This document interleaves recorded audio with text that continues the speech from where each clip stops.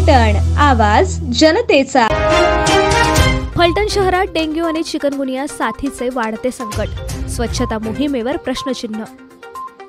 फलटण शहरामध्ये सध्या dengue, chikungunya आणि इतर साथीच्या रोगांनी डोकं वर काढलं असून नागरिकांमध्ये भीतीचं वातावरण पसरलं आहे। जून महिन्याच्या पहिल्या आठवड्यापासून सुरू झालेल्या दमदार पावसाने साथीचे रोग अधिकच वाढवले आहेत। परिणाम स्वरूप रुग्णसंख्येमध्ये दिवसेंदिवस वाढ होताना दिसते आहे। शहरातील स्वच्छता मोहिमेच्या धीम्या गतीमुळे नागरिकांची चिंता अधिकच वाढली आहे।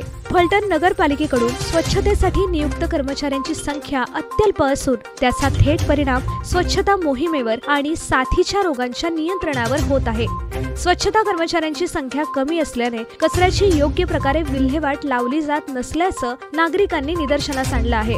नगरपालिका प्रशासनाने तातडीने हस्तक्षेप करून स्वच्छता मोहिमेचं काम गतिमान करण्याची आणि साथीच्या रोगांवर नियंत्रण मिळवण्यासाठी योग्य उपाययोजना करण्याची मागणी नागरिकांकडून होत आहे। वारंवार निवेदन देऊनही कोणतीही ठोस कारवाई होत नसल्यामुळे नागरिकांमध्ये नाराजीचं वातावरण दिसत आहे।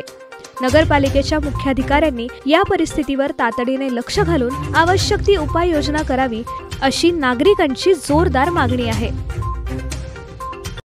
अशा नवनवीन अपडेट्स मिळवण्यासाठी आमच्या हॅलो फलटण या YouTube चॅनलला लाईक, शेअर आणि सबस्क्राईब करायला विसरू नका।